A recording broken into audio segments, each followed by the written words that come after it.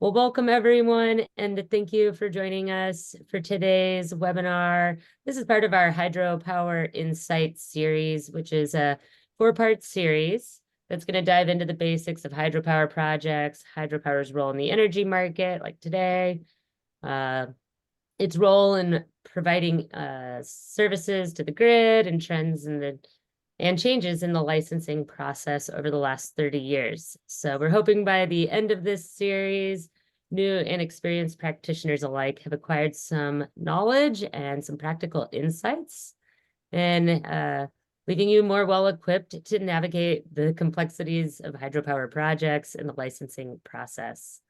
So again, welcome and thank you for joining. My name is Angie Furman, and I'm the River Training Center coordinator for River Management Society, and I'm going to be helping moderate today's webinar. I'll just be kind of in the background. If you have any technical issues, you're welcome to reach out to me, and I'll be helping moderate the chat.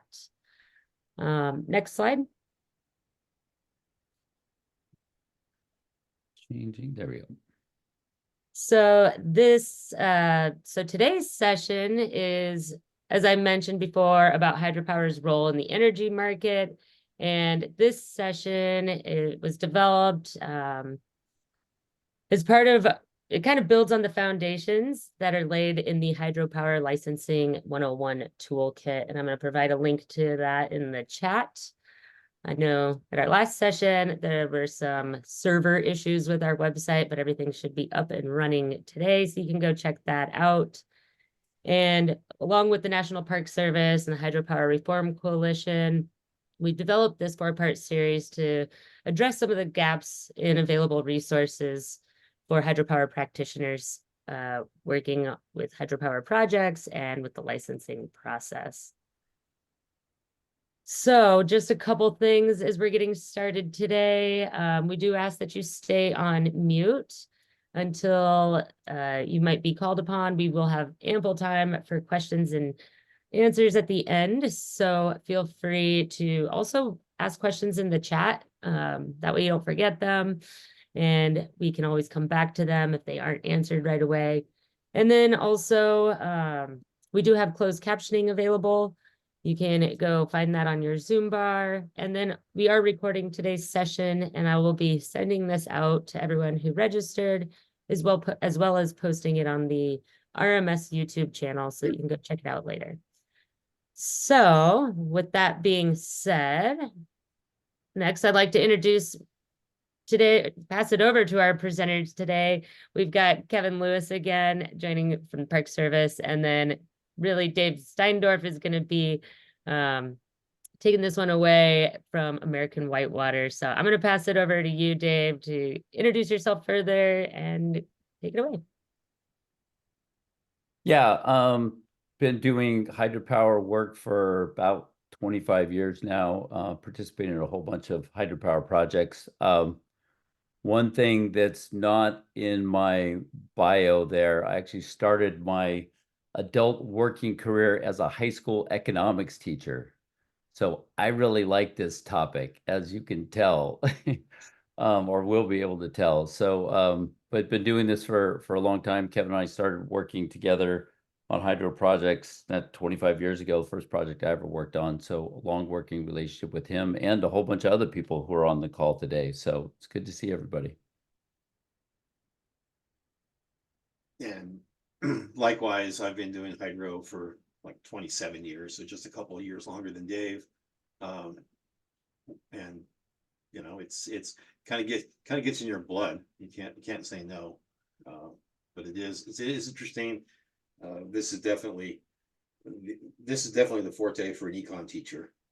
You know, my career back then was I owned an auto repair shop, so my brain is wired differently than Dave's. So I'm the mechanical and technical guy, and Dave is the econ guy. And I think, but let's and just to touch base and follow up from last week, because I realized after the presentation last week that it probably really appeared to be Western centric, and from a point of the projects and such, it was certainly Western centric, but you know, hydropower is hydropower, and I think the only real difference I would say between the Western U.S. and the rest of the country would be your flow regimes. Our weather patterns are such in the West, it's pretty predictable how things are going to happen year to year. And in the East, you tend not to have large snowpacks in a runoff season, but you have way more precipitation throughout the summer than what we have in the West. In the West, when the faucet gets turned off in most of the West, it's off until fall. And so yeah, the conditions are different in the West, but I think the rest of the presentation last week was pretty applicable for anywhere in the country. Yeah, just following on that, I live in California. A lot of the market examples are from there, but the trends here, I believe, are things that are already starting to see in other parts of the country, and you're going to see more of these trends continuing in the future. So California might be in front a little bit, but I think these trends are going to be migrating across the country. So let's get rolling. So a couple of years ago, I was watching a hearing at the Energy and Commerce Committee, and Commissioner Cheryl LaFleur was there. It was her moment to give testimony. And she said this. She said, until recently, it was accepted without question that electric power was priced on volume, since a major component cost was the commodity cost of the fuel burned to generate it. So you might wonder why did that catch my eye? So let's unpack that statement a little bit. What she was saying basically was that energy at that point was primarily produced by burning fossil fuels, be it coal or be it oil. And if the price of that oil or coal went up, or natural gas, the energy cost was going to go up. And that's what we expect. And it's based on volume. You go to the gas station, you expect that, if I pump more gas, it's going to cost more. You go to the store and you buy flour, you buy more of it, it's going to cost more. It seems obvious. How else could it possibly work?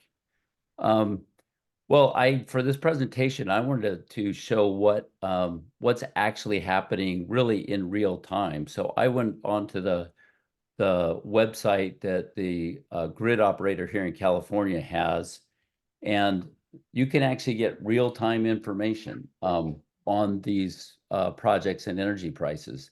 So this is from the Cal ISO website. Each one of those dots on the California map is a location where energy is bought and sold across the state. But if you look there on the right-hand side, that gives you the average across the state. And this was yesterday between 2 and 3 o'clock, and energy prices were going for negative $7.51 an hour. Meaning if you consumed energy at the wholesale level, they would actually pay you to do that. So that's obviously a radical shift from what the situation has been in the past, where if you bought energy, they were going to charge you for it. So how did this happen? How has this change taken place? Commissioner LaFleur went on, this was clear back in 2019, and said, we've seen this trend most famously in California, where solar resources generate so much energy in the middle of the day that the state sometimes export powers during what had traditionally been historic peak hours, and large hydroelectric facilities in the West spill water rather than generating electricity at a loss. So that means that for hydro plants, or it could be other generation plants, they will either try to turn them off or not use resources where they could generate, because if they do, they're actually going to be charged for producing those electric resources. So let's start at the beginning. So how did we get here? So first of all, the grid, it was figured out pretty early on that the only structure that was going to work for electric grids would be to have a monopoly. Believe it or not, at one time, that wasn't the case, and you had different electric operators, different grid resources for individual places, and they operated on different voltages and different frequencies, and you had the possibility of ending up with a system that looked like this, with different wires going throughout a community that actually carried different types of electricity. Can you imagine a world where, depending upon what appliance you bought, dependent upon what kind of electricity came into your house. It's unfathomable to think of that. So it was figured out pretty early on that a monopoly structure was really the only one that was going to work. So across the US, we have a number of different grid operators. Here in California, it's the California Independent System Operator. You have ISO New England, all across the country. So these are the entities that operate the grids in different regions of the country. And they also, these different grids actually have different structures. But their basic job is electricity is somewhat unique in that the electricity produced and the electricity consumed have to balance out all the time, like every second, every millisecond of every day, and also has to come across at a certain frequency at 60 kilohertz. All those things have to be maintained. So currently, there are limited ways to store that power, and the grid itself cannot store power. But Kevin showed me a video yesterday of something that they have out in Idaho where if they get too much power, they literally burn it up. Kevin might talk about how the actual system works. Actually, as part of the Bonneville Power Administration, so it's on the Columbia River, but they occasionally have these massive imbalances, and they have to dissipate that energy somehow. Otherwise, you basically cause a blackout. So they have a series of giant towers, and they've got miles of wire strung between these towers. And in an emergency situation, they shunt as much as 1,200 megawatts into this array of wires, which basically produces the world's largest space heater. You know, I mean, the wires basically turn red, dissipating that energy as heat. So it's called a brake resistor. You can Google Chief Joseph brake resistor and see the images of it. And there's actually, I think there's like two different ones, because one of them operates, and there's a short video online if you can find it. And it's kind of an old video, but you hear the siren going off, and all of a sudden you hear this huge bang, and this big giant cloud of steam envelops this array of wires, because all the moisture that condensed in the wires is instantly turned into steam from the heat of this response. So yeah, that's kind of a, when all else fails, you fire up the brake resistor. But they have to do something with that excess power. That's Yeah. that's the big takeaway there, and not a great way to battle climate change. So what are the things that these grid operators are responsible for doing? One, they have to balance supply and demand of electricity, again, every second, every millisecond of every day. So that's the first thing they do. They also need to have reserves. So if a power plant breaks suddenly, or suddenly there's a big demand on power, they have to be able to plan for those emergencies. So they have to have excess capacity, excess generation power available at any point in the day, just in case something breaks. And then they also need to facilitate generation and other services to maintain the grid stability. So maybe some of you have been involved in projects where they talk about things like automatic grid control, other things where they have to, and these things, as Kevin pointed out last week, have to be automated. That they happen far too quickly for an individual person to react to these things. So these things have to guarantee that the grid continues to operate with the voltages and the frequencies in order to make it stable. And then they also need to do planning. You know, this is where we are today. What resources are we going to need to have in the future? And this is where things are really changing across the country in terms of what type of resources do we need to get to a carbon-free grid. And we all know the reasons as to why that's going to be important.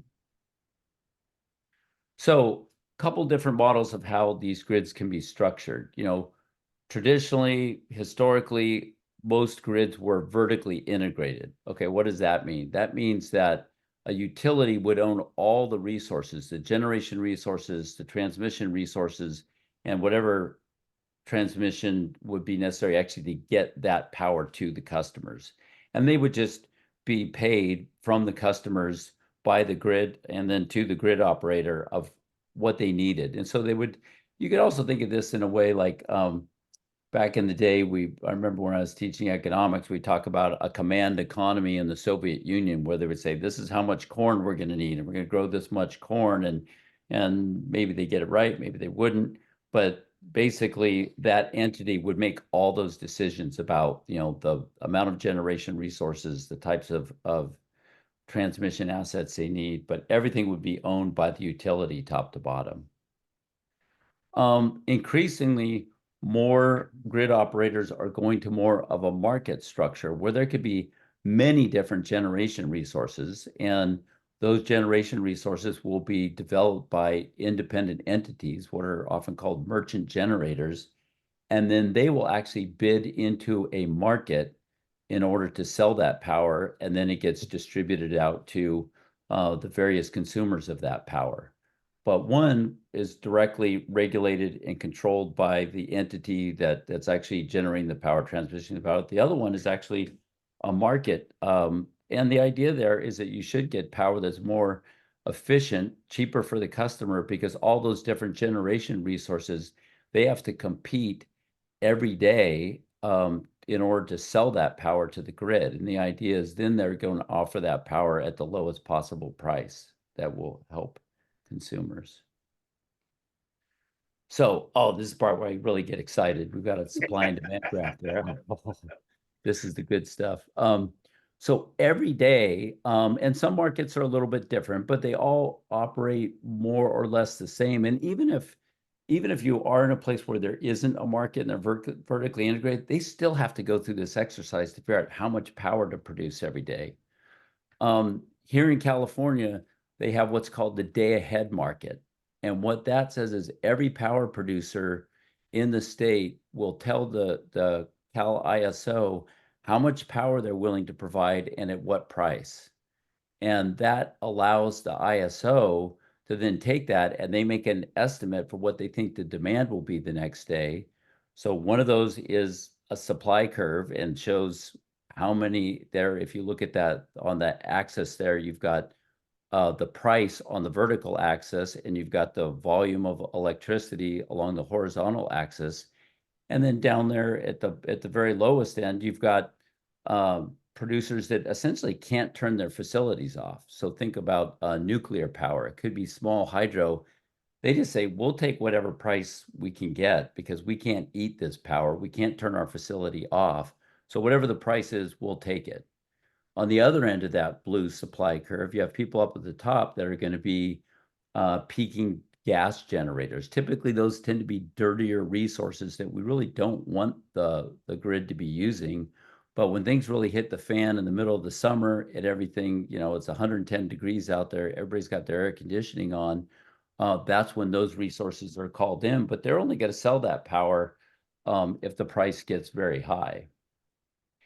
And then get a load of this, that actually happens every 15 minutes in California, and again every 5 minutes, to make sure that we have enough power, because those things, they make a forecast the day before, they might get it wrong. So they have to go through this exercise continually every day to ensure that we have enough power on the grid. So think about the real-time spot market is a way to correct if they got the forecast wrong the day before.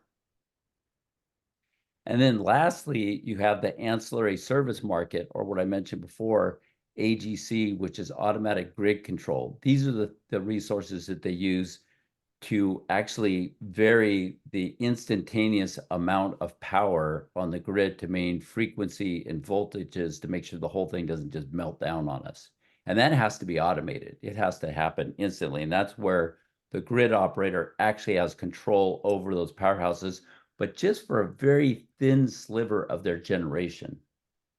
So it's important to know that a single power facility can actually provide all of these different services. So they can actually segment part of their power, part of their generation is going to be for in the day-ahead market. They can keep some of that back where they might decide to generate in the market. And then if the facility has the capabilities, they can actually also use actually have a contract with the ISL to provide automatic grid control. So that's just a graph that shows like ideally, like if you're in an econ class, that's how you draw it. This is what the supply curve actually looks like. So as I mentioned, down there at the bottom, you've got renewable energy. So wind and solar, they just have, depends on whether the sun's out, depends on whether the wind's blowing. They're down there at the bottom. And again, they will take whatever price is out there, and they actually get compensation, so they can actually provide power even if and make money even if prices go negative. Nuclear plants, they cannot shut those off, right? They can't vary the output hour to hour, minute to minute. It takes, I think Kevin probably knows better than I do, weeks or months to actually shut down a nuclear power plant. Well, you can shut it down really quick, but it takes a lot longer to start it up. Yeah, right. It doesn't do it. And Well, as, hopefully, as people in Chernobyl learned, you start messing with the controls, bad things can happen. So nukes, once they ramp them up, they stay at full output or 90% output or whatever until it's time to shut them down and refuel them. So they run for long periods of time at one level. yeah. And then you'll see as the price goes up, you'll bring on, I mean, this shows actually coal, but there's probably in California, there's almost no coal that gets used. Is in other parts of the country, but as the price goes up, different types of generation resources become economic to run.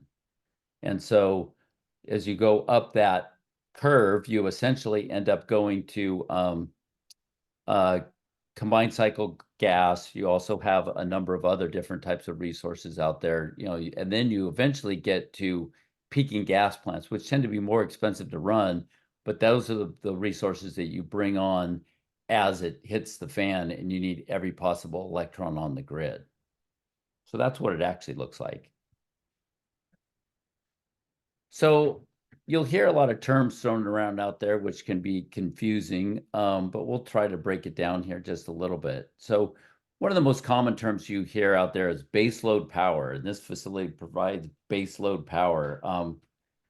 As you'll see as we talk about this a little more, baseload power isn't actually all that important in the energy economy that we're going into. But baseload power could be nuclear facilities. They could also be small hydro facilities that just don't have the ability to change their output. They may also have requirements where they're, run of river or things like that, where they can't vary their output. And then there are other resources that are variable, think wind and solar, but they're not what's called dispatchable. What dispatchable means is, can you reach out and grab that energy and put it into the grid when you need it? Wind and solar generally can't do that. You don't know what the wind conditions. You could have cloud cover, and you can't necessarily plan on that for the next day. I mean, they have a pretty good idea, but it's not guaranteed that if you need it, if another power plant breaks, you can't reach out and grab that power and use it to replace the one that's come offline. And then you have the things that are flexible and dispatchable. So as you need the power, you can bring it on. And some hydro facilities can actually be very good at this, at be able to provide that flexible, dispatchable power out there. It could also be, as we showed in the last graph, it could be peaking gas plants that are flexible and dispatchable. And then batteries are actually coming online and really providing a lot of that flexible, dispatchable power. One of the issues obviously with lithium ion batteries is you can't depend on those for a long period of time. Okay, so this is actually what it looked like yesterday here in California, in terms of the different resources. So the one thing you'll notice right away is you've got that green line going up at the top. That's the amount of solar energy, which makes sense, about 7 o'clock in the morning. Across the bottom, actually, just to define the different axes there, you've got the hours of the day across the bottom. You've got the megawattage going in the vertical axis there. And you'll see at 7 o'clock in the morning, the amount of solar generation goes up substantially in California. So that's having a big impact. It is a big reason why you're seeing prices go negative here in the middle of the day. Then you have, you can see that the natural gas, that's the orange line there, that drops down in the middle of the day because, again, we've got so much solar, we don't need that. It's pretty interesting.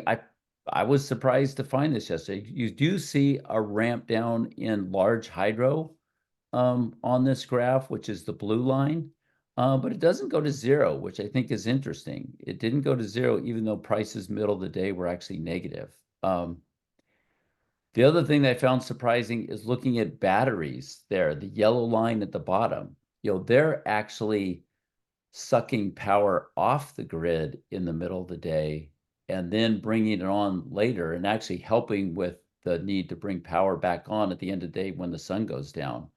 That amount of power provided by batteries, and again, this was yesterday, to be honest, that was way more than I expected. So this has all led to something that's known as the duck curve. If you want to sound smart at one of your relicensing meetings, just throw around the term duck curve and everybody think you know what you're talking about. What this is, they call it net load. So it is the amount of generation out there, or generation that's needed if you subtract out solar. And so what this shows you, again, you've got megawatts going up the vertical axis, you've got hour of the day across the horizontal axis, and then it shows different levels of where we were in time. So back in 2013, not a lot of solar on the grid. So in the middle of the day, we had a lot of other energy resources out there. But as time has gone on and we have brought more and more solar onto the grid, the amount of power that we need from other resources has dropped significantly. And that's where you see the power that's required there dipping way down and creating what we know as the belly of the duck, essentially. But then, as we all know, late in the afternoon, sun goes down and people still want their lights on. Quite often, that's when people are coming home in the summer and turning their air conditioner on. So you have this massive ramp up of power that's needed from other generation resources to keep the lights from going out. And so that has really put quite a bit of strain on the grid. And that right there, actually, I've got my box up there. It's 13,000 megawatts that they have to bring on in 3 hours in order to meet that energy need. And this just is continuing. And this just goes through 2020. And as I pointed out earlier, right now in California, this time of year, every single day where the sun's been out, power prices have actually been going negative during that period. So, and this gives you that example. This again was from yesterday. The price map that you see there on the left, that was at between 2 and 3 yesterday. Power prices were negative. It actually was quite a bit negative most of the day. I think this was about the peak, but that negative pricing started about 11 and went through, I think about 3 or 4 o'clock in the afternoon. The one on the right shows between the hours of 7 and 8, and you can see how much of a change there was in energy prices. It had gone up to over $50 a megawatt hour. And believe it or not, that's not that high. Peak summer last year, when things were really hitting the fan, we saw prices going up close to $1,000 a megawatt hour. So huge difference. But this shows you how, and again, they have to bid in the day. This is in the day ahead market. They're bidding their power prices in for every hour of the day. And then you also see, we'll send out a link to this website. You can also look at the 15-minute market and the real-time market. And again, those are just used to adjust if their forecasts are off or some power plant breaks or whatever, to adjust real time to make sure that we have enough energy out there on the grid. Okay, let me get the next one here. So what does that generation mix look like at different points of the day? Yesterday at 12 p.m., it's pretty impressive. 76.3% of our energy here in California was being met by renewable resources. So wind, solar, biomass plants, small hydro. That's how it was being broken down. And then you'll see that at you know, at that point of the day, you know, some natural gas, but pretty small, 7.3%, coal's at 0. Nuclear, again, can't turn it off, so that number's not going to change. They're essentially producing the same amount of power throughout the day. You also see that at 12 p.m., you know, California was not importing any power. In fact, we were probably exporting power. Historically, before we started moving to this much solar, California very rarely would export power. We were almost always an importer. And then how things change. So 6:30 p.m. comes along, renewables were down to 29%, a little bit of, little bit of solar, maybe in some areas, not much, but most of that would have been wind. Natural gas, obviously picking up a bigger point. Again, I was surprised how much energy was being brought on by batteries. You know, almost 10% of the power out the depot was being produced by batteries. So, and I believe that's all conventional lithium-ion batteries. I don't think that they would include pump storage, but there aren't many pump storage facilities in California. So I think most of that's just lithium batteries. But huge change in the energy makeup just over the course of the day. Also, last thing, actually, next one is more interesting here. You can see a change in large hydro going from 6.2% in the middle of the day to 13.5. So it does double. But the big question for me in looking at this, so this is looking at the same graph that I showed earlier, but different points in the day and what that breakdown looked like. I personally found it interesting as to why there's that much hydro generation in the middle of the day when prices were negative. I honestly don't know the answer to that. You know, is it because those large hydro facilities had to have water deliveries, or is it just because they're worried about spilling water, but they're generating a lot of electricity there at a loss in the middle of the day. And quite often the hydro industry talks about the importance of flexibility to bring on other renewables, which is true. But if you look at the yellow line there at the bottom, and how much more of that flexibility is actually being met by batteries out there. And they're actually able to, because they're charging the batteries in the middle of the day, those batteries are reducing the amount of negative pricing that could be going on out there in the market. Where the hydro that's generating in the middle of the day is actually making those negative pricing events worse. So I thought that was quite interesting. So basically, you can charge your batteries for free and then sell that power at night at higher rates. Yep. Yeah, well, even better than free, they're actually going to, you know, and this won't persist throughout the entire year. Right now, at this time in the spring is when you see most of these negative pricing events, but that's a great deal, right? They will pay you to charge your batteries, and then they will pay you to discharge those batteries later on. You can see why there's so much focus on energy storage out there. So, not to be flip, but if Aunt Edna leaves you with a nest egg, you can go on Tesla's website, order your own 4 MWh lithium battery, put it in your backyard, tie it to the grid, and you can become an operator. And that would be a beautiful world for me, but okay, so where does this leave us in terms of hydro? Again, these two projects are both in California, but I'm sure all of you have projects that look like both of these in your backyard. The one on the left, small hydro project, you see the water diverted by the dam into a flume. Typically, flumes like this don't do well if you try to peak them and change the water flow throughout the day. They tend to fall apart when you do that. So those are typically smaller, inflexible projects that just are providing base load power. So that means they have to generate through all of those negative pricing events. That definitely has an impact on their bottom line. And they also can't take advantage of, you know, providing that ramp up, the need to provide additional power to the grid later in the day.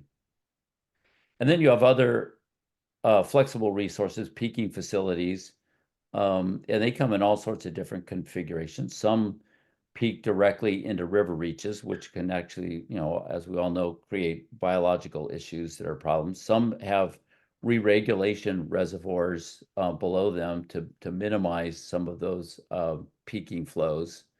But those are the projects that are going to fit better into the energy reality that we have out there. And, part of the quest is to find ways that you can provide that power and yet minimize any type of biological impacts. So this is actually from a presentation that was at the National Hydropower Association conference I was at a couple years ago. This is a presentation that Pacific Gas and Electric did, and they laid it out as to where their issues are, particularly in regards to changing energy markets and what does that mean for some of their hydro facilities. So they talk about the declining power values and how that's impacting their facilities.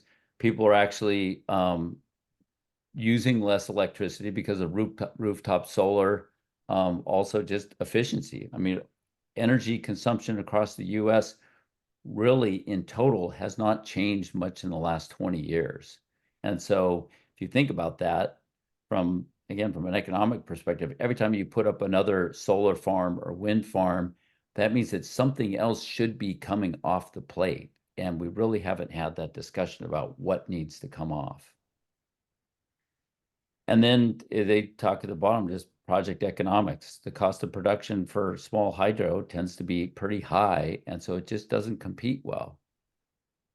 But then there's also, they've got to throw the barb out there about costly and complex conditions for continued operation.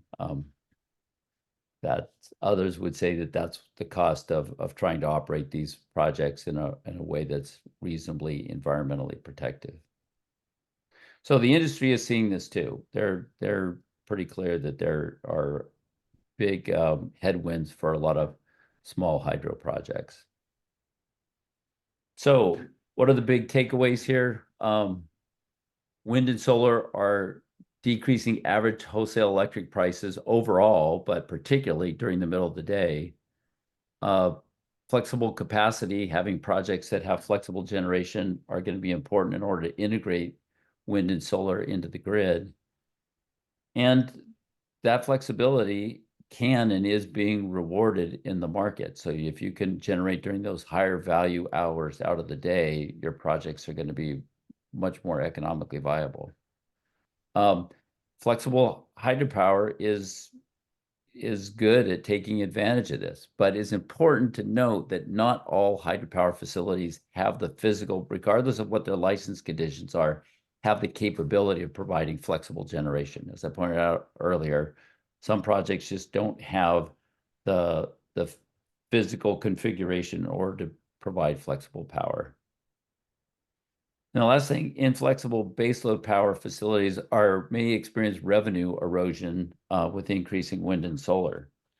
Diablo Canyon here in California, the largest energy generation facility in the state, is going to be decommissioned. And part of that is because it just doesn't fit with the other resources out there. Having to generate all the time just doesn't fit with our desire to bring in other forms of renewable energy.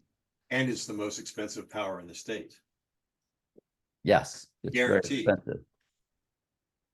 So yeah, and this was an article I read a while ago. It says the grid needs a symphony, not a shouting match, meaning that it's putting all these different resources together to make them work, make the grid work, but also we hear all the time about the importance of baseload power. The reality, it's just not. That isn't what's important right now. What is important is being able to have flexible resources. You can run a flexible resource as baseload as you need to, but you can't go the other way around. If projects have to be operated all the time at the same level, then we're kind of stuck in that spot. So there you have it. Questions? Angie, I'm going to turn it back over to you. Yeah, thanks. So we've got time for questions, and you're welcome to put them in the chat, but you're also welcome to click on your reactions button and click raise hand, and then you can, when we call on you, you can come off mute and ask your question if you don't feel like typing it in. So while we're waiting, we'll just do a quick little story. So back in 2001 or so, Dave and I, the econ teacher and the auto mechanic, were trying to figure this stuff all out. And when we finally grasped the day ahead pricing and the spot market pricing, you kind of looked at each other and said, well, if I owned a big, a project like a gas turbine, I wouldn't do day ahead. I'd just sit back and wait for the spot market. And when the spot market goes up, I'd fire up my turbine. And basically, whenever you fly, you push you away from the gate and you hear the engine spools up, and a few minutes later, you're taxiing down the runway. So gas turbine comes online fairly quickly. And we just kind of looked and said, yeah, that's what I would do. And then in 2002, all of a sudden, the market in California got really bizarre.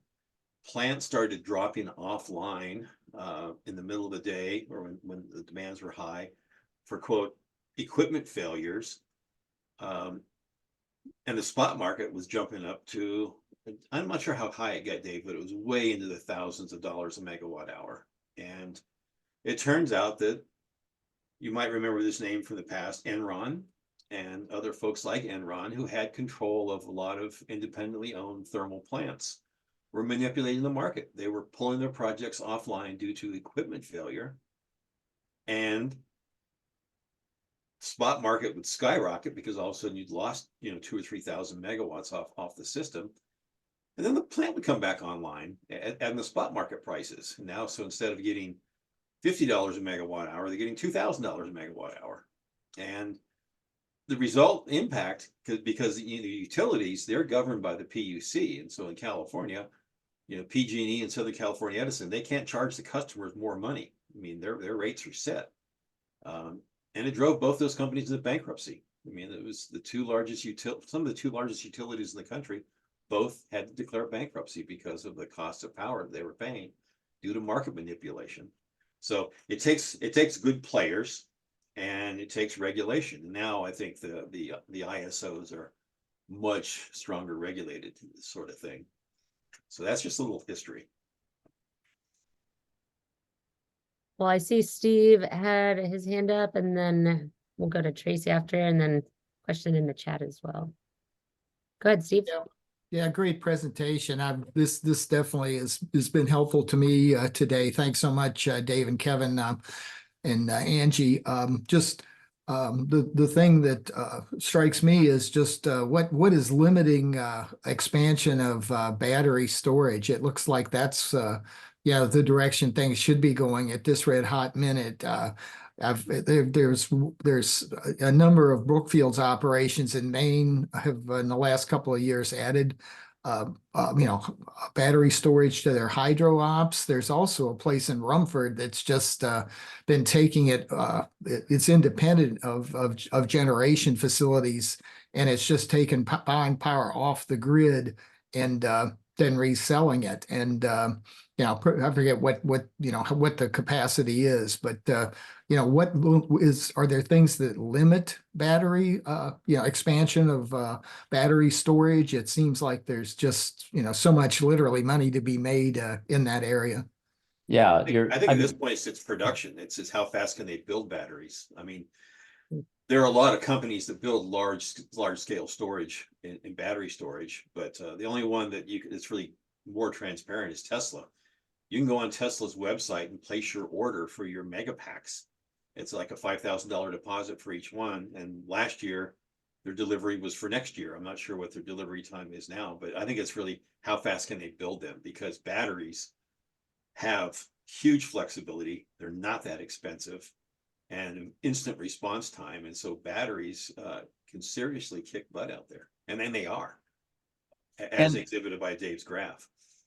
Yeah, and let's be clear, one of the fundamentals of economics is there's no free lunch, right? So there are impacts from developing batteries, mining, other things that are out there. There's actually some interesting there was actually a story on 60 Minutes not too long ago that talked about the lithium that is available in the Salton Sea down in California, where basically the runoff from the Imperial Valley goes. In my perspective, this would be a great place to mine, but they say there's enough lithium there to supply the world for like the next 30 years, I think was the number that I heard. So, but those things have to be dealt with. But to your point, Steve, storage is the holy grail. And I do think for those of us in the hydro world, there's been quite a bit of discussion about this. I know Jack has actually gotten a study out there to look at this, combining storage with hydro facilities so that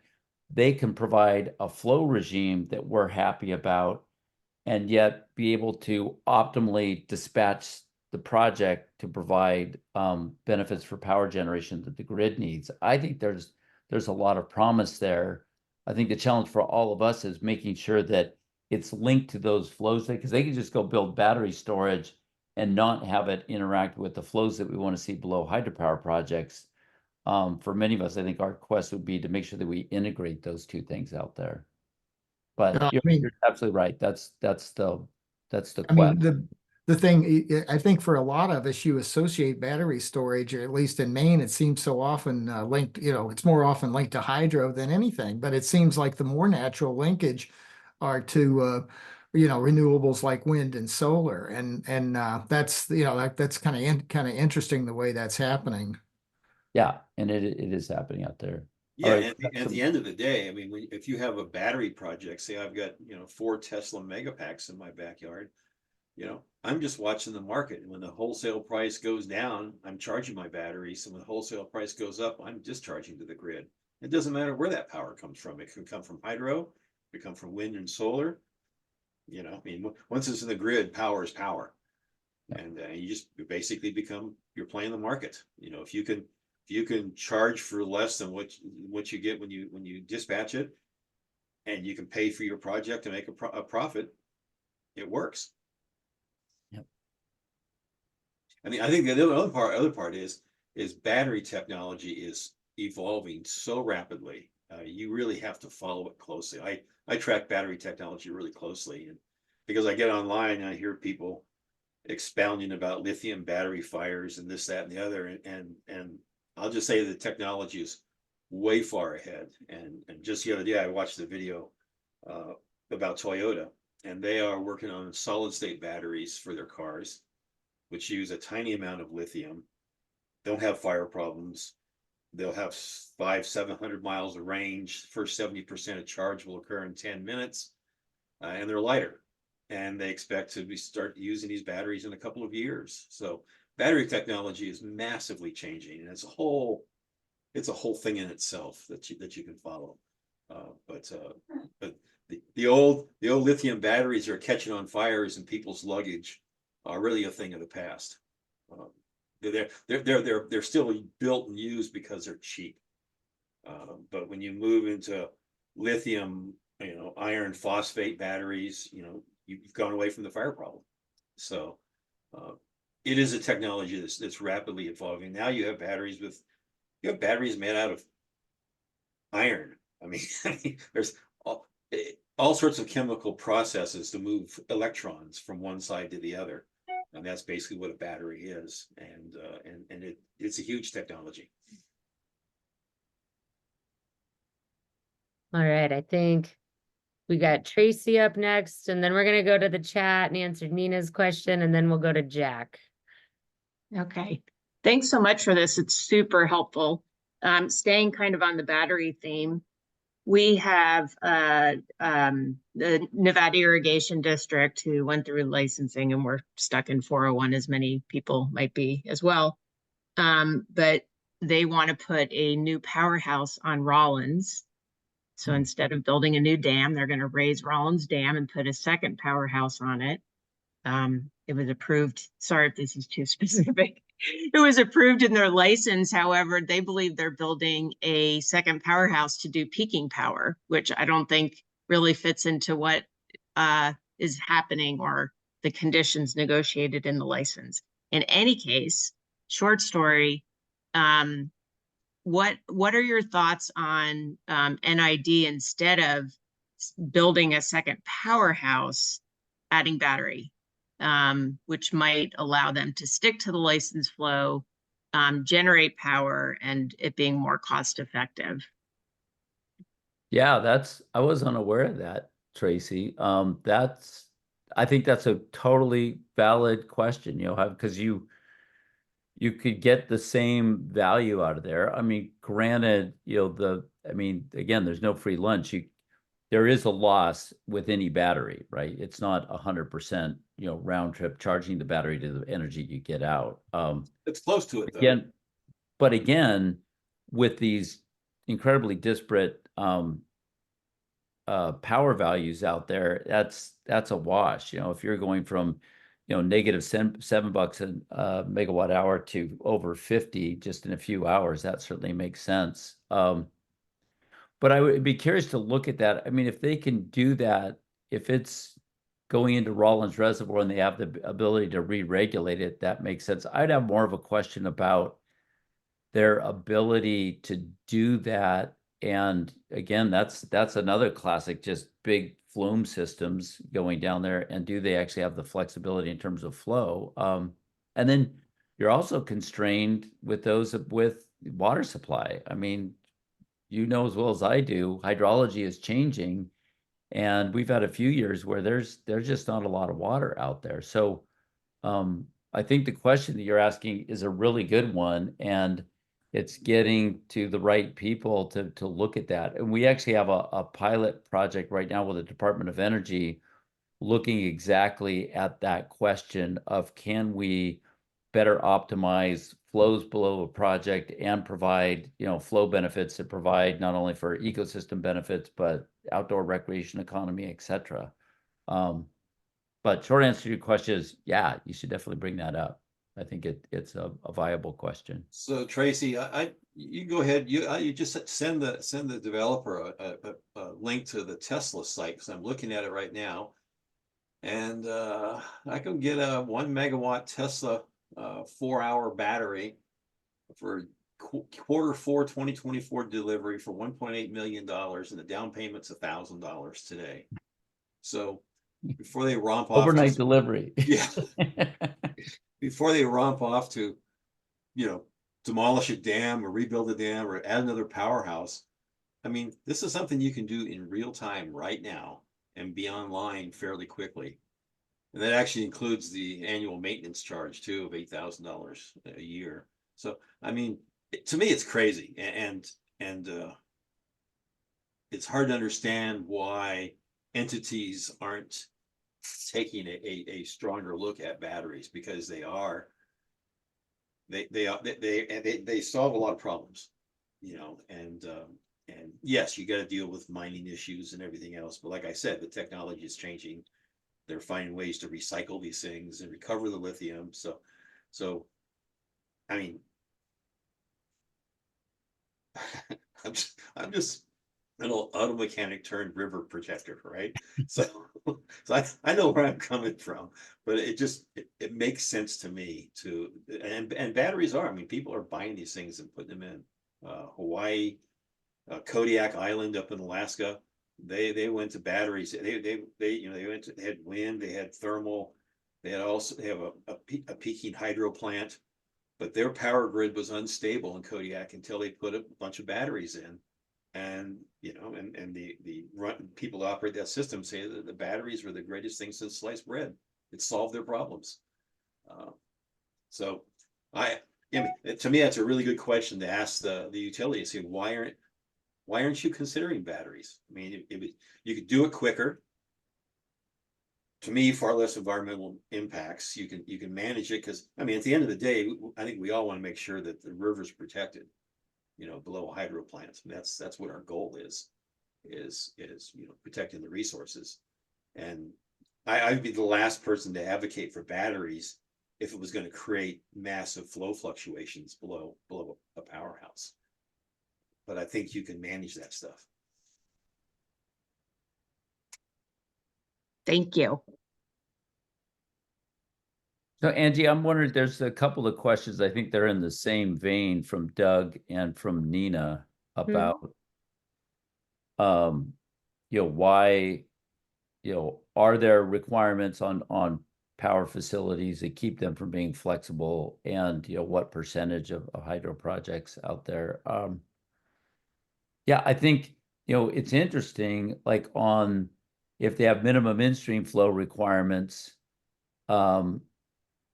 if they wanted to, they could change their release structure so it doesn't have to necessarily go through the powerhouse, right? And so that they wouldn't have to generate during those negative pricing events.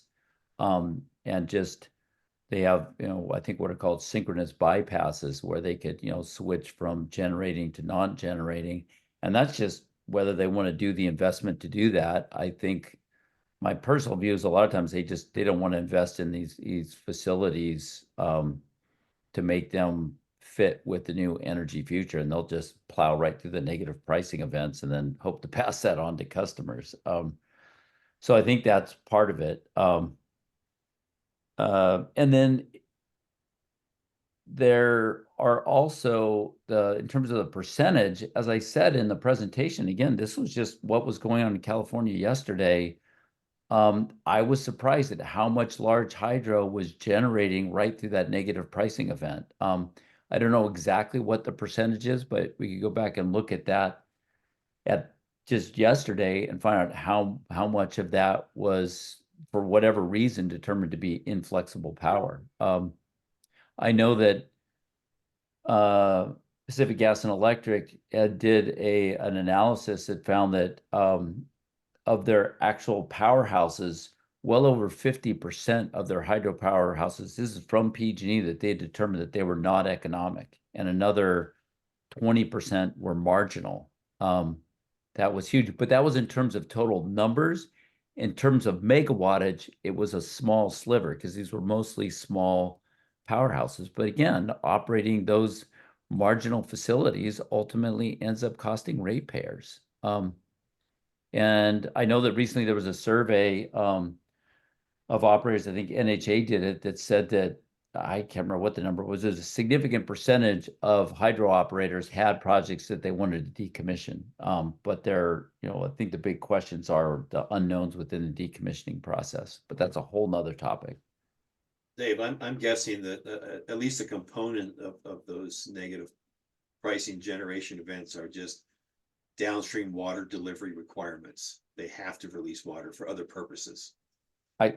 Particularly here in California, I think that's the case. But I will say, I truly believe that there's an opportunity here that we can put more water back in rivers and meet the needs of the grid, because again, we're putting water through turbines at hours of the day that are extremely low value. And why are we doing that? We should, it's figured out what are the ways to do that and return that water back to rivers rather than running it through turbines at little to no value. I think there's an opportunity there.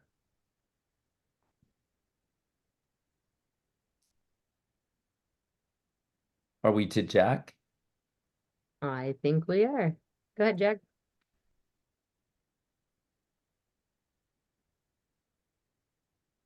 Sorry, guys, took me a second to get off unmute there, but thank you, Kevin and Dave, for a wonderful, informative presentation.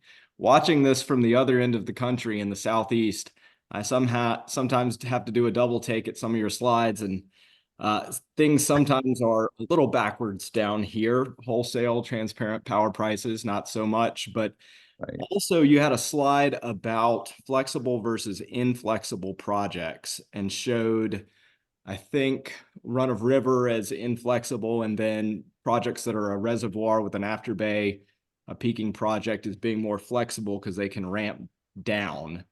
I've been tangling in a relicensing with a reservoir and afterbay project that has no ramping abilities. The licensee has told FERC and stakeholders that there's no ramping capability whatsoever. These are on and off turbines. Well, Jack, There's my answer. let me give you a little hint, Jack. Sometimes they're not entirely honest with people. I believe you, Kevin.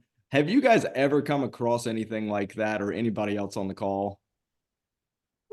Well, no, there are some where where they have to turn it on or off. Like if they, again, if you have a system that are, I think this answers one of the other questions, like flumes, particularly, like a lot of our projects are built on old mining infrastructure, right? So you have a dirt flume, and if you de-water that and then re-water that like on a daily basis, it's just going to fall apart, right? They can't do that.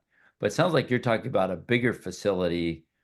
Here's the question that I would ask is, how does the grid operator deal with your project if it's an on and off switch? So going back to what we described about the challenges that grid operators have, are you telling us that, do you know how many megawatts the project is? 135. Yeah, that's a lot of power. So are you saying if you flip your switch, they instantly have to have another 135 megawatts ready to come online? I mean, the grid operator would hate that project, right? Well, the utility and project owner is the grid operator down Yeah, here. there you got a problem. Right. And it just, I think a lot of these things, I mean, I think it's reasonable to have certain performance expectations of these projects. And I've got one actually, Jack, out here that's very similar, where the operator says that they don't have the ability to control upstream flows, and yet we found that because I have the transparent market ability, they had a massive inflow into the river, or from 60 to 6,000 CFS in, I believe, a couple of minutes. Actually washed 5 kids into the river and drowned one of them. So significant impact. And I went to the ISO website and found that at that moment, power prices went negative. So they actually, dumped water into the river, and that's unacceptable. So I think we just have to say there have to be basic performance standards for these projects. And if you can't meet them, then you shouldn't be operating. So, I mean, that's kind of a hard line, but I wouldn't accept that's the way they have to operate, and they need to fix their project or take it offline. I totally agree. Yeah, I'm always skeptical when I start hearing statements like that from utilities.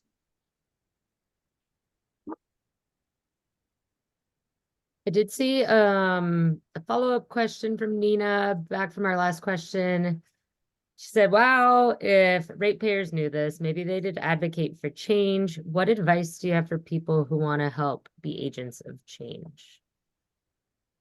Well, we're the Hydropower Reform Coalition. We're going to be in DC next month, and that's going to be one of my messages, because we just had another significant rate increase here in California, which is a grand irony, right? We're seeing wholesale power prices going negative and average power prices going down, yet our power bills keep going up. And I do believe that is in part due to utilities carrying power assets that are losers. They're costing ratepayers money, and they're just continuing to kick these cans down the road rather than take these facilities offline and save the ratepayers money. And certainly not going to be an apologist for them, but I do think the math sometimes is pretty simple. They're going, well, we're losing $1 million a year on this project, and yet it'll cost us $100 million to decommission it.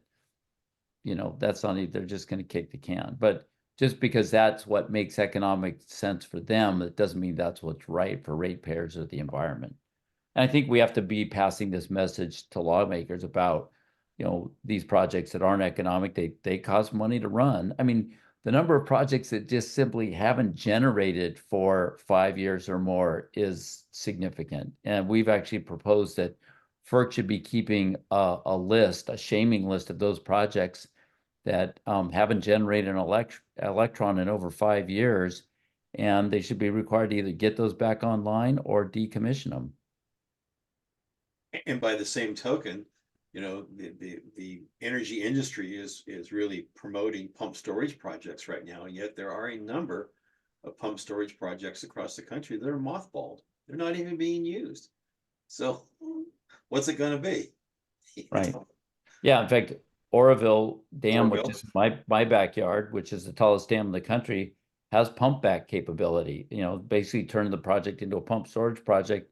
They haven't used it in a decade, and yet there's, you know, new pump storage projects being proposed. The challenge with pump storage is it's expensive. I'm somewhat agnostic on pump storage. I see the impacts, but it doesn't, to be honest, it doesn't matter to some degree what we all think. The market is just saying no. The market is not choosing to build those projects. There've been a lot of proposals out there, but none of them have been built because I think there's a lot of competition for other types of storage out there. There's a really huge pump storage project that's in the licensing process on the Columbia River, in the Columbia Gorge, and it's a $2 or $3 billion project, and some folks hired an economist to analyze it, and his conclusion was the only way this project is ever going to work is if it goes bankrupt and somebody else buys it for pennies on the dollar, then they can operate it. And the proponents were rather outraged, but they couldn't refute his numbers. They were just mad that he said it.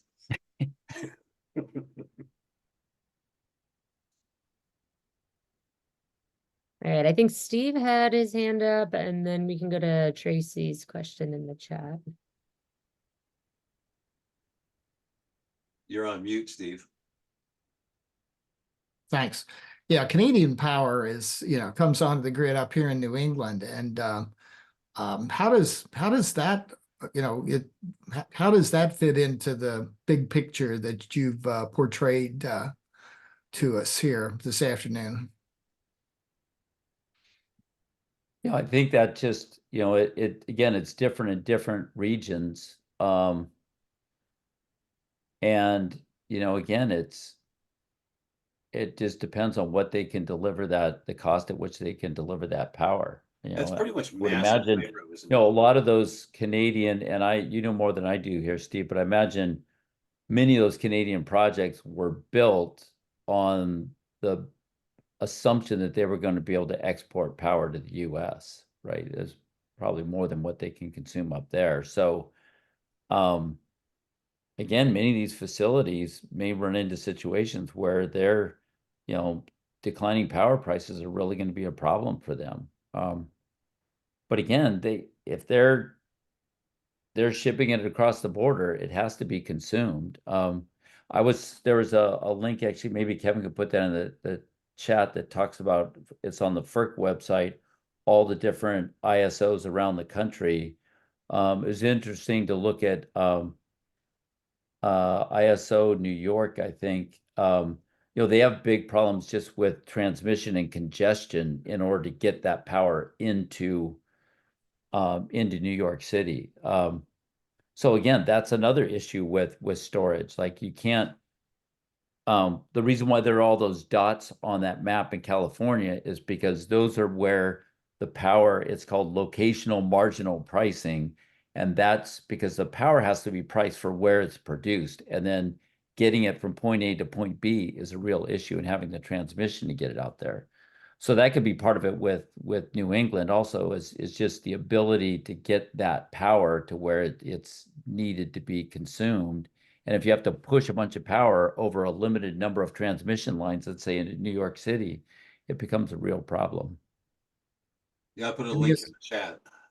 Yeah, I guess that's one. And the other thing, and I know this is kind of regional and not your region, but any comments on Leahy and low impact hydro, the so-called low impact hydro institute? This one, I guess, gets power onto the Massachusetts grid, and enables projects to be designated projects can be part of low impact hydro portfolios, and it's really something that's problematic, and for a number of projects here in Maine. And just any comments on that?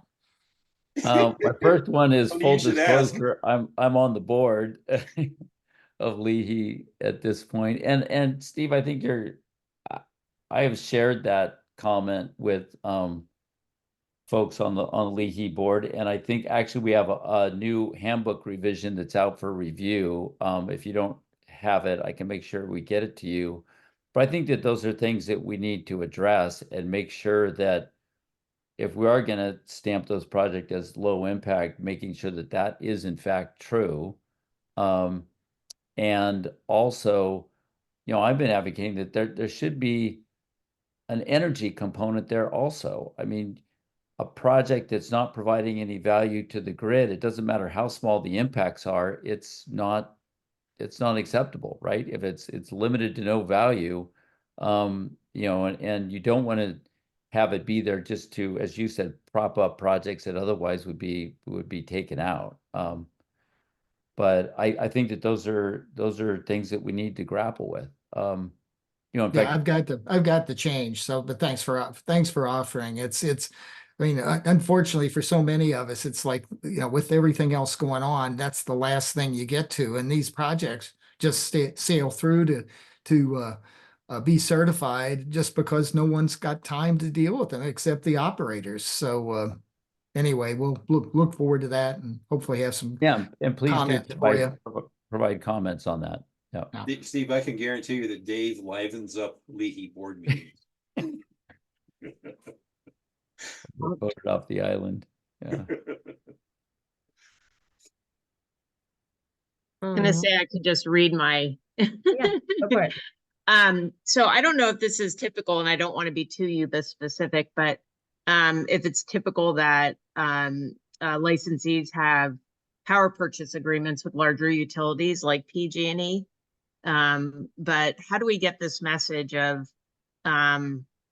the PG&E message of what's actually happening when there are negotiated power purchase agreements that are actually benefiting licensees because they're in a long-term negotiated power purchase agreement that they got a decent deal on, let's say. Anyway. Well, I think those are, they do sunset, right? And yeah, if they negotiated a great deal, they're gonna, they have to execute on that contract. But I know, Tracy, I was up at a meeting with folks for the Truckee Meadows Water District, and they have a bunch of little projects on the Truckee River going into Reno that are exactly the types of projects we provide as base load power. And I was asking them what they were getting for power, and they said they had a power purchase agreement, I think at like 60 cents a kilowatt hour, and like that's not going to continue. What's your plan? And they seem to be delusional and think that they would get the same rate next time. So I would just say, as those contracts come up, they're certainly not going to be renegotiated for the same rate. And then if they have to go out onto the market and just be a merchant generator and bid into the market every day, those projects are going to be massively upside down. Yeah, it would be interesting to understand kind of the general trend, even just in a general sense, so we can explain that what we see either in California or across the country or whatever, that power purchase agreement renegotiations are not going well. And I think now is a good time to make that case because people are not happy about their power bills, at least here in California. I mean, they're going up dramatically, and the thought that you would do that, and we've all probably been watching Klamath. I think I mentioned this on our last call, and some folks are saying, "Oh, how are we taking all that green power out of the way?" And one of those powerhouses on the Yuba, Tracy, or one of them on the Feather produces more power than all 5 of the Klamath dams combined. So some of these are questions of like, why was that project ever built in the first place? And those are really the projects we're taking out, that or projects that were built on old mining infrastructure. And they're literally just, many are just falling apart out there. And I'm not seeing a lot of investment in those smaller projects to try to help them make it into the next century. I think in the next round of relicensing, that's going to be one of the fundamental questions. Does this project have the ability to make it through another license term without falling apart? And an example from the Northwest, and a big player up here is the Bonneville Power Administration, which is a, you know, semi-governmental entity that markets federal power in the Northwest. So it's all the federal dams on the Snake and Columbia River, on the tributaries, and their mission, from their federal mission was to provide low cost power to the Pacific Northwest. So they have long-term, like 20-25 year power contracts with users. Could be irrigation districts, it could be utilities, but it's called tier 1 pricing. And I was tracking their power a lot because of other issues I was working on with BPA, and every year the rate changes a little bit, but it's, it was around $36 a megawatt hour was a tier 1 price. But what started to happen was the mid-C price, the mid-Columbia price, which is a trading hub that actually BPA will put market power through, or they'll do their contracts. But same thing is you had wholesale power prices going down to $20 a megawatt hour on the mid-C. Yet if you're a tier 1 contract holder, you're obligated to be buying power for $36 a megawatt hour. And it got to the point where the large purchasers who were tied to these tier 1 contracts were telling BPA, hey, well, my contract's up, I'm going shopping, and it's not going to be a done deal. I'm not going to keep taking your quote more expensive power. The only thing that they could guarantee was delivery. BPA could guarantee that, yes, you'll get power, but every year or 2 years there'd be a power price adjustment. And and BPA's price kept doing this, and the wholesale market kept doing this. And at the end of the day, the wholesale market's going to drive that bus. And actually, at the same time, 10 years ago, BPA was sending about $250 million worth of power to California every year, surplus power to California. Then as California solar came online, that switch flipped and BPA lost that revenue stream. And in the process, they went through, I think, about $6 billion of cash reserves, propping up power prices to their customers. And just about had to go back to Congress with their hat in their hand saying, hey, we need a cash infusion here. And they kind of ride that ship a little bit. I don't follow them as closely anymore because I don't want to, but because once again, that's an entity that will tell you things that when you dig a little bit deeper, it's like, well, that's not quite true. So it's a very evolving market. They're used to the last 40 years when things kind of sailed along, smooth and steady, and now it's a different world.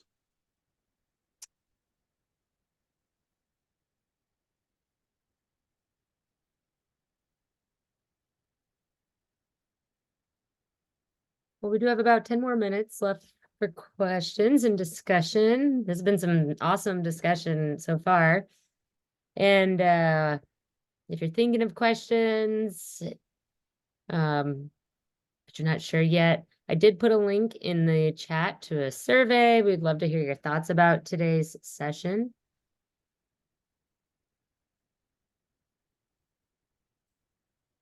But I'll give it some time in case we have any other questions coming up.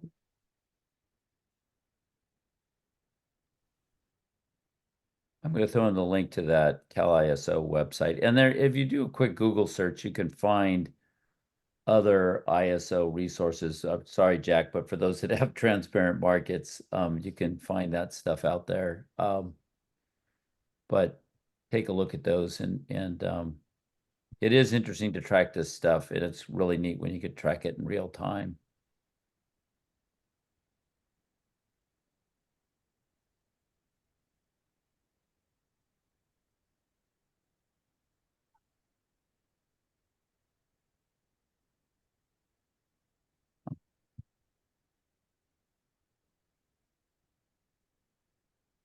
Oh, quiet. All right. Well, since it doesn't seem like there's any questions right now, I do want to just share that we're going to take next week off, and then we will be coming back on April 3rd at the same time, different link. And we're going to be looking at trends in relicensing, the evolution, challenges, and lessons learned. We've got quite the panel assembled for this session, and it's going to be really good. So I encourage you to save that on your calendar if you haven't already, or register for that session if you haven't already. I will be sending out a reminder though. And then also I will be sending out today's recording along with all of these links that have been shared in the chat. I'll compile them and put them into the follow-up email like I did last time. And again, would love to hear your thoughts on our survey. But thank you all for attending. This has been a great session. Yeah, And thank you, just to- everybody. Yeah, a huge thank you to Kevin and Dave for sharing all of your expertise and knowledge. It's been great.